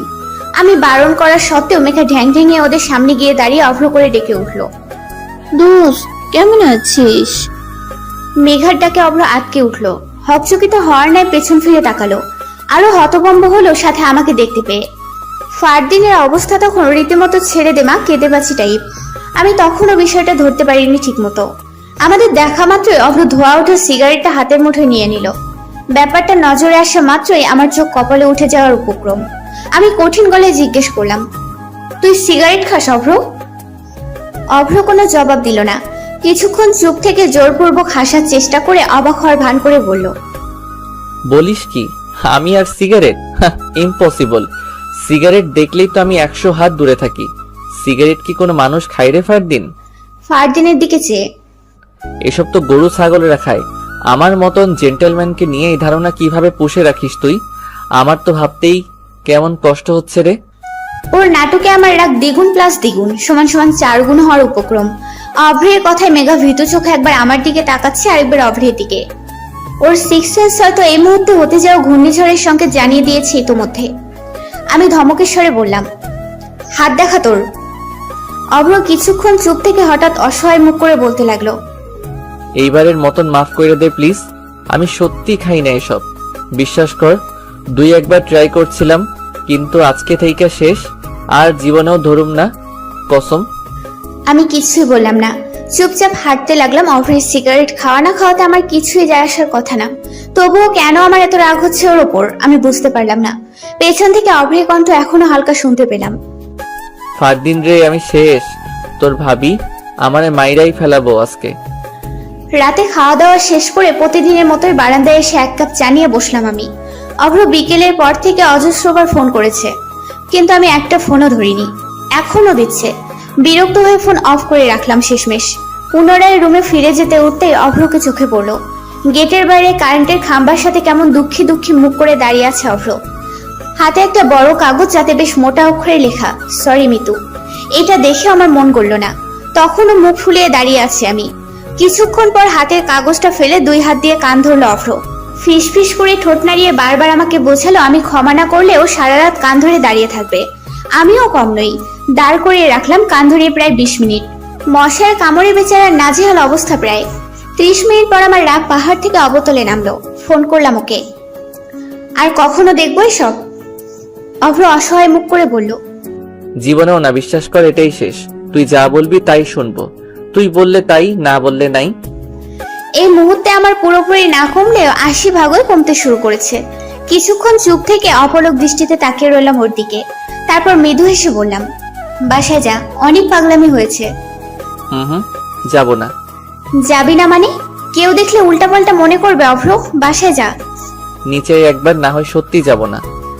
অভ্রের একবার কিছু করবে বলে মনে হলেও সেটাই করে। ওর জেদ সম্পর্কে আমি বেশ ভালো করে অবগত। যেতে বলছি মানে আমি না গেলেও সত্যি সত্যি হয়তো সারা রাত বাসার সামনেই দাঁড়িয়ে থাকবে। তাই এই পাগলের হাত থেকে নিস্তার পাওয়ার জন্য আমাকে নিচে নামতেই হলো। চোরের মতো নিঃশব্দে গেট খুলে বের হলাম আমি। আমাকে দেখা মাত্রই অভ্রের মুখে তৃপ্তিময় হাসি ফুটে উঠলো। আমি আশেপাশে এক পলক খেয়াল করে তাড়াহুড়ো করে বললাম, এই যে আসলাম, দেখেছিস হয়েছে, এবার বাসায় যা। অভ্র বিরক্তি নিয়ে বলল, চুপ করে একটু দাঁড়া, এমন লাফালাফি করছিস কেন? 10 মিনিট ধরে অভ্র আমাকে স্ট্যাচু বানিয়ে দাঁড় করিয়ে রেখেছে। তারপর বেশ কিছুক্ষণ পলকহীন চোখে তাকিয়ে আমাকে দেখতে থাকলো। মিতু, শুনছি, যা বলার তাড়াতাড়ি বল। আশেপাশে তাকিয়ে, রাতে কি এগুলো পরেই ঘুমাস? অভ্রের কথায় আমি হতস্কৃত হয়ে পড়লাম। তারপর নিজের পরনে নজর দিতেই দেখলাম রাতে ঘুমানোর জন্য গেঞ্জি আর প্লাজো পরেছিলাম, সেটা চেঞ্জ না করেই তাড়াহুড়ো করে চলে এসেছি। এমনকি গায়ে ওড়না জড়াতেও ভুলে গেলাম আমি। সঙ্গীত ফিরে আসতে কেমন লজ্জা আর অস্বস্তি হচ্ছিল আমার। অভ্র বোধহয় সেটা বুঝতে পারলো। আমার অস্বস্তি আর না বাড়িয়ে ঠোঁটে রহস্যময় হাসি ঝুলে প্যান্টের পকেটে হাত ঢুকিয়ে হাঁটতে হাঁটতে বলল, বাসায় যা। বিছানায় শুয়ে এপাশ ওপাশ করতে লাগলাম আমি। কিছুতেই ঘুম আসছে না আমার। ফোনটা অন করতেই নোটিফিকেশনের টুংটাং আওয়াজ। ফেসবুক অন করলাম। ফেসবুকে ঢুকতেই অভ্রের 5 মিনিট আগের পোস্ট করা একটা স্ট্যাটাস সামনে এলো। সেখানে বাংলা একটা গানের কিছু লাইন। ঘুম চলে যায় তোমার চোখে বেড়াতে, পারি না তাকে কোনোভাবে ফেরাতে। আমার এই মন তোমার মনের পাড়ায় বোকাশোকা হয়ে আড়ালে আবডালে দাঁড়ায়। তোমাকে ছোঁয়ার নেই তো আমার সাধ্য, দেখতে পাওয়া সেই তো বড় ভাগ্য। মনটা অবাধ্য হচ্ছে প্রায়শ। কমেন্টে সিফাত সেখানে লিখেছে, সাধ্য তো আছেই বন্ধু, নেই শুধু বৈধতা। আগে পরে তো একজনকেই মন দিয়ে বসে আছো, বিয়েটা করেই ফেলে এবার। মেঘা লিখলো, বন্ধু, শাহরুখ কাজল জুটির বাস্তবিক পূর্ণতা দেখার সৌভাগ্য করে দাও প্লিজ। সালমান কিংবা রানী মুখার্জির এন্ট্রি আমরা চাই না। পুষ্পিতাও লিখলো, হায় হায় অভ্র, তোমার গার্লফ্রেন্ড আছে? এত কিউট ছেলেটাও শেষমেশ মিঙ্গেল হয়ে গেল, খুবই দুঃখজনক। সিফাত সেখানে রিপ্লাই করে বলল, এই ব্যাটার উপর ক্রাশ খেয়ে লাভ নেই পুষ্প। অব্রের সকল আগ্রহ এক নারীতে আটকে আছে। তুমি চাইলে আমাকে লাইন মারতে পারো, বেশিক্ষণ লাগবে না পটাতে। এই রিপ্লাইয়ে সিফাতের গার্লফ্রেন্ড মৌনি এংগ্রিরিয়েট দেখা গেল। ব্যাপারটাকে আরেকটু ঘোলাটে করার জন্য জাহিদ লিখলো, আস্তাগফিরুল্লাহ সিফাত, সে মৌনির মতন একটা লক্ষ্মী মেয়ে থাকতেও তোর চরিত্রের কালো ধূসর বেগুনি এত ধরনের দাগ। মৌনি দেখেই তোর সাথে সংসার না মানে রিলেশনে আসছে। অন্য মেয়েরা হইলে বিয়া সারি ডিভোর্স দিয়া দিত। আমার তো খুব মায়া লাগতেছে বেচারি মৌনির লাইকা। রুম্পা লিখলো, জাহিদ রে, তুই তো কুটনির শাশুড়িদের চেয়েও জঘন্য রে দোস্ত। শেষ শেষ, বেচারা সত্য হওয়া প্রেমিকাটারও আর কয়টা মাস থাকতে দিলি না তুই। তোরে আসলে কুটনা অফ দ্য ইয়ার ঘোষণা করা উচিত। কি আকামটাই না করলি। সিফাতের নিভ্বি এখন ফোন করে বলবে, বাবু আমি রাগ করছি। তোর সাধ্য আছে এই রাগ ভাঙানো? একমাত্র সিফাতই এই অসাধ্য সাধন করতে পারে। সিফাত জাহিদকে মেনশন করে লিখলো, কালকে ছুটির পরে দেখা করিস তুই। তোমার সাদিয়া নাদিয়াদের একটা মিটআপ আছে, আগাম সতর্ক সংকেত দিয়ে দেওয়ার জন্য থ্যাঙ্কস মি লেটার। জাহিদ সেটা রিপ্লাই করে বলল, ঠিক আছে ভাইয়া, আমার স্কুল 12টায় ছুটি হয়, আপনারটা জানলে দেখা করতে সুবিধা হবে। আমি নির্বাক দর্শকের ন্যায় বিনা টিকিটেই সার্কাসের সকল মজা উপভোগ করে নিলাম। রাত প্রায় 3টা বাজতে চললো। আমার চোখে তখনও ঘুম নেই। দুঃখ নয়, সুখময় অনুভূতি থেকে আমার ঘুম আসছে না। অতিরিক্ত দুঃখে মানুষ যেমন নির্ঘুম রাত কাটায়, অতিরিক্ত সুখেও তাই হয়। আমার অবস্থাও ব্যতিক্রম নয়। এক শ্যামবর্ণ পুরুষ আমার ঘুম হরণ করেছে। আমার মনে হচ্ছে কোথাও যেন একটা ছায়া রয়েছে, যে ছায়া আমার প্রকাশ্যে গোপনে সকল প্রতিকূল পরিস্থিতি থেকে রক্ষা করছে। সে আমায় কেবল এবং কেবলই প্রশান্তি দিয়ে যায়, বিনিময়ে গ্রহণ করে অবহেলা। একটা ভালো রাখার মানুষ, যার সকল কৌতূহল শুধু মৃত্যুকে ঘিরেই, যার পলকহীন তাকিয়ে থাকা তার শ্যামবর্ণ মুখ আমায় এক দ্বন্দ্বও ঠিক থাকতে দিচ্ছে না। আমি চোখ বন্ধ করলাম, সাথে সাথে চোখ থেকে এক ফোঁটা পানি গড়িয়ে পড়লো আমার। এই অশ্রুতেও কেমন তৃপ্তি খুঁজে পেলাম আমি, অভ্রময় তৃপ্তি। পৃথিবীর সকল অনাকাঙ্ক্ষিত ঘটনাবলীর মধ্যে একটি হচ্ছে আগামী পরশু পুষ্পিতার বিয়ে। হুট করে পুষ্পের বিয়ের সিদ্ধান্ত নেয়া নিয়ে প্রথমে আমরা বেশ অবাক হয়েছিলাম। তাও নাকি পারিবারিক না, সোজা প্রেমের বিয়ে। গত 4 মাস ধরে প্রেম, তারপর বছর না ঘুরতেই বিয়ে। পুষ্পের জীবনে এটাই প্রথম প্রেম, অথচ এর আগে কখনো প্রেম না করেও শত শত পুরুষকে বিচ্ছেদের যন্ত্রণা দিয়ে বিয়ের পিড়িতে বসতে যাচ্ছে পুষ্প। ছেলে হলে আমিও হয়তো অনেকটা দুঃখ পেতাম। সুদর্শন পুরুষদের বিয়ে মানুষ যত সহজে মেনে নিতে পারে, সুন্দরী নারীদের বেলায় ঠিক তার উল্টো।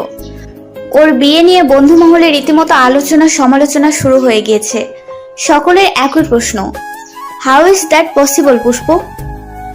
পুষ্প আমাদের ব্যাচের সবচেয়ে সুন্দরী রমণী। ইউনিভার্সিটি লাইফের শুরু থেকেই পুষ্পকে নিয়ে সিনিয়র জুনিয়র সকল ব্যাচের ছেলেদের আগ্রহ ছিল চোখে পড়ার মতো। কিন্তু পড়াশোনা ছাড়া এই মেয়ে কখনো কোনো কিছু নিয়ে মাতামাতি করতে দেখা যায়নি। অভ্র ছাড়া পুষ্প কোনো ছেলেকেই তেমন পছন্দ করতো না। বন্ধু মহলের মধ্যে 2-1 পুষ্পকে প্রেমের প্রস্তাব দিয়েছিল, তার মধ্যে সিফাত ছিল সবচাইতে লয়াল। বেচারা নিজের গার্লফ্রেন্ড থাকা সত্ত্বেও প্রেমবিহীন এই অদৃশ্য বিচ্ছেদ কিছুতেই মেনে নিতে পারছে না। লোকলজ্জার ভয়ে ঠিকমতো সেটা প্রকাশও করতে পারছে না। বিয়েটা খুব বেশি ধুমধাম করে না হলেও পুষ্পের আব্বু আম্মু আমাদের সব ফ্রেন্ডসদেরকেই দাওয়াত করেছে। হঠাৎ বিয়ের দাওয়াতে সবাই অপ্রস্তুত হয়ে পড়েছিলাম। পুষ্পের হবু বর কিছুদিনের মধ্যে আমেরিকা ব্যাক করছে, যার কারণে এত তাড়াহুড়োর মধ্যে সবকিছু করতে হয়েছে আঙ্কেল আন্টিকে। পুষ্পের অনার্স শেষ হওয়ার পরেই নাকি আয়োজন করে আবার অনুষ্ঠান করবেন। তার আগ পর্যন্ত পুষ্প বাপের বাড়িতেই থাকবে। এত কম সময়ের মধ্যে আমরা ফ্রেন্ডসরা তেমন কোনো প্রিপারেশনই নিতে পারিনি। তাড়াহুড়োর মধ্যেই যা কেনাকাটা করেছি। বিয়েটা সিলেটে পুষ্পের দাদার বাড়িতেই হয়ে যাচ্ছে। এই নিয়ে এক একজন ব্যাপক উত্তেজিত। প্রথম দিকে কারোর আগ্রহ ছিল না এমন সাদামাটা বিয়েতে অ্যাটেন্ড করার, কিন্তু সিলেটের নাম শোনা মাত্রই এই সাদামাটা বিয়েটাও সকলের চোখে লাল নীল দেখালো। বেচারা সিফাতও বিচ্ছেদের দুঃখ ভুলে নাচতে নাচতে ব্যাগ প্যাক করা শুরু করে দিল। আমাদের ঢাকা টু সিলেট ট্রেনের যাত্রা, সময় আজ দুপুর 2:55। সবাইকে 2:20-এর মধ্যে ঢাকা বিমানবন্দর রেলওয়ে স্টেশনে উপস্থিত থাকতে বলে দিয়েছে অভ্র। আমরা সকলেই সময় মতো পৌঁছে যাই। বন্ধু মহলের সকলকে নিয়ে এটাই আমাদের প্রথম ভ্রমণ, তাই সকলের চোখে মুখে এ নিয়ে ব্যাপক উত্তেজনা বিরাজ করছে। আমরা সবাই সঠিক সময় স্টেশনে পৌঁছালেও সিফাতকে তখনও আসতে দেখা গেল না। অভ্র কিছুক্ষণ পরপর ফোন করছে ওকে, রিং হলেও অপর প্রান্ত থেকে রিসিভ হচ্ছে না। 2:40 বাজতে চলল, সিফাত এলো না। মুখে প্রকাশ না করলেও মনে মনে আমরা সকলেই এবার উদ্বিগ্ন হয়ে পড়লাম। সিফাত না এলে আমরা আদৌ সিলেটে যাচ্ছি কিনা তা নিয়ে প্রশ্ন উঠল। আর অল্প কিছুক্ষণ সময় আছে, তার মধ্যে সিফাত না এলে আমরাও সিলেটে যাচ্ছি না বলেই সিদ্ধান্ত নিলাম। সকলের মনের মধ্যে বিরাজ করা টান টান উত্তেজনা যেন মুহূর্তেই মাটিতে লুটিয়ে পড়তে লাগলো। আমরা হতাশ মুখে দাঁড়িয়ে রইলাম। এত কাঠখড় পুড়িয়ে বাসা থেকে পারমিশন নেয়ার পর যদি না যেতে পারি, এর চেয়ে দুঃখের আর কিছুই হতে পারে না। হঠাৎ কারো উচ্চস্বরে আমরা পেছন ফিরে তাকালাম। হাঁটু ধরে হাঁপাতে হাঁপাতে দাঁত কেলিয়ে হাসার চেষ্টা করে কাঙ্ক্ষিত মানুষটি বলল, কিরে, তোদের মধ্যে কোনো এক্সাইটমেন্ট নাই কেন? বুঝলাম না, অমন তাকে আছিস কেন? সুন্দর লাগতেছে আমাকে। আসার সময় শুধু ফেয়ার অ্যান্ড লাভলি দিয়েছিলাম, বিশ্বাস কর। ওর কথা শেষ হতে না হতেই জাহিদ হাতের বোতলটা ছুঁড়ে মারল সিফাতের গায়ে। তারপর পায়ে জুতা খুলতে খুলতে বলল, তোর এক্সাইটমেন্টের অমলেট বানাব তুই। তোর খবর আছে শালা, খারাপ কইতাছি। সিফাত দিক দিশা ভুলে জাহিদের দুবাই থেকে আগত জুতার হাত থেকে রক্ষা পাওয়ার চেষ্টা করছে। এরই মধ্যে দু একবার ওর গায়ে লেগেও যায়। জাহিদ পুনরায় জুতা তুলে আবার ওর পেছনে দৌড়াতে থাকে। শেষমেশ দৌড়ে না পেরে আমার পেছনে এসে লুকালো। মিতু, বইন আমারে বাঁচা প্লিজ। শালার ওপরে পাগলা কুত্তার আত্মা ভর করেছে, যে কোনো সময় দেবে কামড়। এই যুবক বয়সে কুত্তার কামড়ের ইঞ্জেকশন নেওয়ার কোনো ইচ্ছে আমার নাই। কথাটা শোনা মাত্রই জাহিদ আবার তেড়ে আসলো। পুরো স্টেশন দৌড়াতে দৌড়াতে দুজনেই এক পর্যায়ে ক্লান্ত হয়ে হাঁটু ধরে দাঁড়িয়ে হাঁপাতে লাগলো। তারপর দুঃখী দুঃখী মুখ করে সিফাত বলল, দোষ বিশ্বাস কর, আমার কোনো দোষ নেই। আমি ঠিক টাইমে বাসা থেকে বের হইছি। রাস্তায় এত জ্যাম মামা। ঢাকা শহরের জ্যাম শুধু তোরই পাইছে শালা, আমরা আসি নাই। বাইর হওয়ার আগে তোমার মৌনি নিবিড়ে কনভিন্স করতেই তো 1 ঘন্টা লাগাইছো নিশ্চয়ই। সিফাত হতস্কিত হওয়ার ভান করে ভাব নিয়ে বলল, ছ্যাঃ, আমার এত লেম মনে করিস তোরা? শেষমেশ ইন্টারমিডিয়েট পড়ুয়া প্রেমিকার থেকে পারমিশন লেয়া লাগবে আমার? এত খারাপ দিনও আসে নাই। শার্টের কলার ঝাঁকাতে ঝাঁকাতে বলল। রুম্পা বিরক্তি নিয়ে বলল, চুপ থাক তুই। একে তো লেটার সোর্স, তার উপর চাপা মারতে একটুও কার্পণ্য হোস না। তোর কোনো আইডিয়া আছে আমরা কত টেনশনে ছিলাম? সিফাত টলমলো চোখে বলল, হাউ সুইট রুম্পা, তোরা আমারে এত ভালোবাসোস। চোখের পানি মোছার ন্যায় নাটক করে বলল, এদিকে আয়, তোর একটা চুমা দিই দোস্ত। তোর টেনশন একটু রিলিজ করা দরকার এখন। বলেই রুম্পার কাছে আসতে নিতেই রুম্পা ওর হাতের পানির বোতলটা ওর দিকে ছুঁড়ে মেরে পেছাতে পেছাতে বলতে লাগলো, ওই হারামি দূরে থাক। কিরে তোরা ওরে আটকা একটু। ওই অপ্র ভাই বাচ্চা, এই মহিষের হাত থেকে। ট্রেন চলছে। বিকেল প্রায় 5টা বাজতে চলো। ট্রেনের বাইরে এখন ঝিরিঝিরি বৃষ্টি পড়তে দেখা যাচ্ছে। আমরা আমাদের সিটগুলো পাশাপাশি বুক করেছি বলে সকলে দ্রুত একে অপরের থেকে খুব বেশি না। এই সুন্দর ওয়েদার, সুন্দর দিনটাকে আরো উপভোগ করে তোলার জন্য আমরা সকলে মিলে গান গাওয়ার সিদ্ধান্ত নিলাম। আমি ট্রেনের জানালাগুলো খুলে দিলাম। প্রথমে সিফাত শুরু করলো, তারপর 2-1 লাইন গাওয়ার পরে আমিও সুর মেলালাম। আমার মনের কোণের বাইরে, আমার মনের কোণের বাইরে আমি জানালাম খুলে ক্ষণে ক্ষণে চাই রে।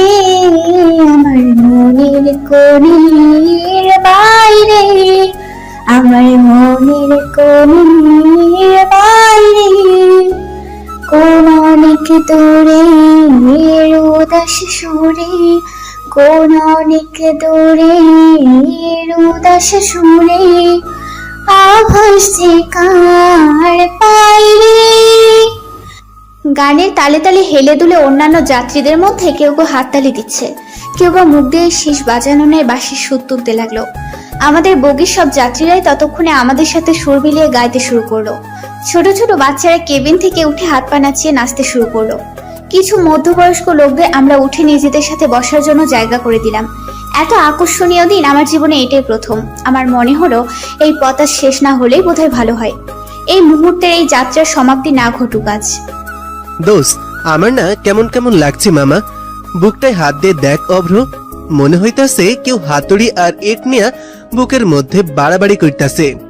কারোর কাছ থেকে সারা শব্দ না পেয়ে পুনরায়, কেমনে পারলো পুষ্প এটা করতে? আমার মধ্যে কি কমতি আছে তোরাই ক। সিফাতের কথাই যেন আমরা আকাশ থেকে পড়লাম।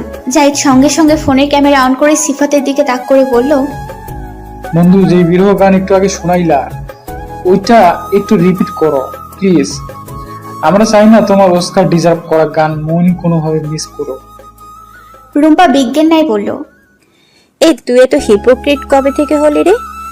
সিলেটের নাম শুনে গত রাত থেকে সবার চেয়ে বেশি তুই লাফালি।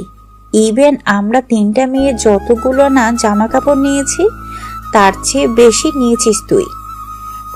এখনো তোর ব্যাগ খাটলে আগামী 1 মাসের শার্ট প্যান্ট পাওয়া যাবে। তোর আনন্দ দেখে আমাদের মনে হয়েছিল বিয়েটা পুষ্পিতার না তোর। এরই মধ্যে তোর কি হলো আবার? সিফাত অভিমানী মুখ করে বলল, এই তোরা তো নিষ্ঠুর কেন? কই কষ্ট পাইতাছি গলায় গলায় ধইরা সান্ত্বনা দিবি তা না? পুনরায়, আমার মতন একটা ভালো মানুষেরে বন্ধু হিসেবে পাইয়া তোকে দৈনিক কৃতজ্ঞতা স্বরূপ 2 রাকাত নফল নামাজ পড়া উচিত। কথা শেষ হওয়ার আগে সিফাতের গালে সিঙ্গাম মার্কা একটা চর বসে গেল। সিফাত বিস্মিত নয়নে গালে হাত দিয়ে হা করে তাকিয়ে আছে। আমরাও একইভাবে বিস্ময় নিয়ে অভ্রের দিকে তাকিয়ে রইলাম, কিন্তু মেঘা একটুও বিস্মিত হলো না। ও হাসতে হাসতে মাটিতে লুটিয়ে পড়ার ন্যায় বলল, পারফেক্ট। ওর কথাই সিফাত আরো কাদো কাদো হয়ে বলল, ওই যা, আমি খেলমই না তোকে লাগে, সর। বলেই কেবিন থেকে উঠে যেতে নিতেই অভ্র ওর শার্টে ধরে হ্যাচকা টান মেরে আবার বসিয়ে দিল। তারপর একটা কোল্ড ড্রিঙ্কস এর বোতল হাতে ধরিয়ে দিয়ে বলল, 5 মিনিট মুখটা অফ রাখ। সিফাত খুশি হয়ে টলমলো চোখে তাকিয়ে বোতলের মুখটা খুলতে খুলতে বলল, হাউ সুইট অব্র, তুই এত ভালো কেন? আমি আর রুম্পা একে অপরের মুখ তাকাতাকি করতে লাগলাম। পৃথিবীর সকল অদ্ভুত প্রাণীদের মধ্যে সিফাতকে শ্রেষ্ঠ উপাধি দিতে আমাদের আর গবেষণা করতে হলো না। খাওয়া দাওয়া হাসি আড্ডায় কখন যে সন্ধ্যা নেমে এলো টেরি পেলাম না। আনন্দে অতিবাহিত করার সময়গুলো হয়তো এমনই হয়। এই মুহূর্তটাকে আমার জীবনের সবচেয়ে সুন্দর মুহূর্তগুলোর একটি বলে মনে হচ্ছে। মনে মনে চাইতে লাগলাম আজকের এই দিন, এই মুহূর্ত সময়ের একটা নির্দিষ্ট কাটায় আটকে যাক, তারপর নষ্ট হয়ে যাক সেই 90 দশকের দেয়াল ঘড়ি, হয়ে যাক কিছু অনিয়ম। কিন্তু তাকে আদৌ হতে পারে? পারে না। প্রকৃতিকে এই অনিয়ম করতে প্রস্তুত? কোনোভাবেই না। প্রকৃতি কখনো নির্দিষ্ট করার প্রয়োজনে নিজের নিয়মের ঊর্ধ্বে যেতে রাজি নয়। তাই আমাদের এই প্রকৃতি আর পরিস্থিতির সাথে নিজেদের মানিয়ে নিতে হয়। প্রকৃতি কখনোই আমাদের সাথে মানিয়ে নেবে না। নির্দিষ্ট কোনো ভালো লাগার ঋতু যেমন 12 মাস থেমে থাকে না, পরিস্থিতি, মানুষ, মুহূর্তও তেমনই। আজকের এই দিনে এই মুহূর্ত হয়তো আর কখনোই ফিরে আসবে না। এই নিদারুণ নিষ্ঠুর সত্যটাই আমাদের মেনে নিতে কষ্ট হয়। রাত প্রায় 9টা। নিয়ম অনুযায়ী যে কোনো যানবাহনে চলাকালীন সময় আমার ঘুমাতে হবেই। সেই নিয়মের ব্যতিক্রম আজও হলো না। আড্ডা দিতে দিতে কখন যে ঘুমিয়ে পড়লাম খেয়ালই হলো না। সিফাতের ডাকে কোনো রকমে চোখ মিলে তাকালাম আমি। দোস্ত, আইসা পড়ছি, ওঠ, নাম তৈব। ভালো করে চোখ মেলতেই নিজেকে আবিষ্কার করলাম অভ্রের বুকে। অভ্র সিটে হেলান দিয়ে ঘুমিয়ে। আমার গায়ের উপর অভ্রের জ্যাকেট দেখতে পেয়ে অবাক হলাম কিছুটা। প্রশ্নসূচক দৃষ্টিতে মেঘার দিকে তাকাতেই ও বলল, ঠান্ডায় কাঁপাকাঁপি করছিলি তুই। অব্র ওর জ্যাকেটটা খুলে তোর গায়ে জড়িয়ে দিয়েছে যাতে তোর ঠান্ডা না লাগে। অভ্র এখনো ঘুমিয়ে। ওর ঘুমন্ত চেহারাটা কি নিষ্পাপ দেখালো আমার চোখে। কেমন আদুরে একটা মুখ। আমার ইচ্ছে হলো ওর মুখটা ছুঁয়ে দেখতে। মায়াবী চেহারায় খোঁচা খোঁচা দাড়িগুলো আমাকে চুম্বকের ন্যায় টানতে লাগলো। খুব ইচ্ছে হলো ওর শ্যামবর্ণ গালে অজস্র চুমু এঁকে দিতে, কিন্তু নিজের এই ইচ্ছেটা বাস্তবায়ন করার আগে অভ্রের ঘুমটা ভেঙে গেল। চোখ মেলে ঘড়িতে চোখ বুলে তাড়াহুড়ো করে ব্যাগ হাতে নিয়ে বলল, শিট, 9টা বেজে গেছে। কি রে, ডাকলি না আমাকে? আমি নিচু স্বরে বললাম, তোর ঘুম ভাঙতে ইচ্ছে হয়নি। আমার আদুরে উত্তরটা বোধহয় মহিষটার হজম হলো না। অভ্র বেশ ধমকের স্বরে বলল, ঘুম না ভাঙালে কোলে করে নিতি আমাকে? আজব কথাবার্তা কিভাবে বলতে হয় এটাও শিখিস নাই? আমি বুঝে গেলাম এই গরুর সাথে কোনোভাবেই আমার মতো সভ্যমের বনিবনা হবে না। আমাকে গরম চোখে তাকিয়ে থাকতে দেখে অভ্র বলল, রাক্ষসীর মতো তাকায় আসোস কেন? আবার খাইয়া ফেলবি? তারপর হঠাৎ রূপ বদল করে মুখে দুষ্ট হাসি ঝুলিয়ে পুনরায় বলল, ওসব হলে পরে হবে। এমন দুষ্টু দুষ্টু চিন্তা এখন ভুলেও মাথায় আনবি না মিতু। আমি যথেষ্ট লেভেলের গুড বয়। বৈধতা ছাড়া এসব কিছুতেই হচ্ছে না আমাকে দিয়ে। So don't expect such things right now baby.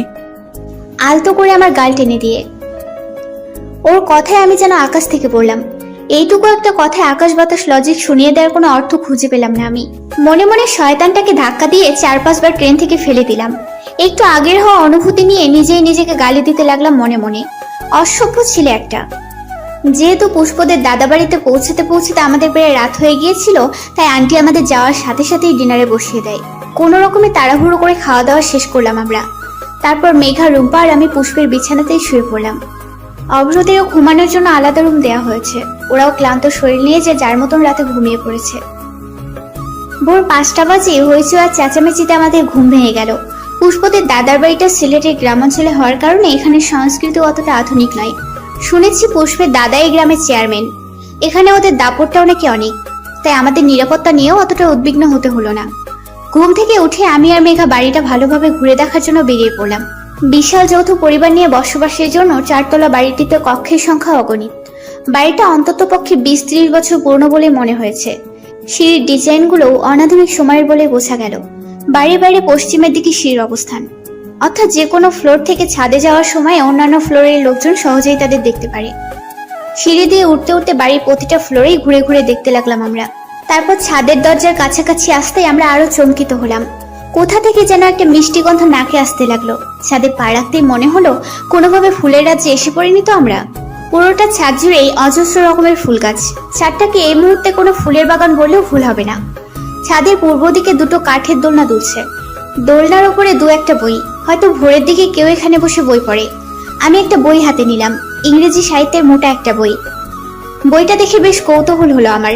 এই ছোট্ট আধুনিক গ্রামে ইংরেজি সাহিত্যে বই পড়ার মতনও মানুষ হয়, সেটা ভেবে ভীষণ কৌতূহল বেড়ে গেল আমার। বইটা রেখে এবার রেলিং এ ঠেস দিয়ে দাঁড়ালাম আমি। শরীরের কাঁপুনি ধরিয়ে দেওয়ার মতো ঠান্ডা বাতাস গায়ে লাগতে শুরু করলো। এত স্নিগ্ধ অনুভূতি আমি আগে কখনো পাইনি। এই অরণ্যে ঘেরা বাড়িটার উপর কেমন মায়া জন্মে গেল মুহূর্তেই।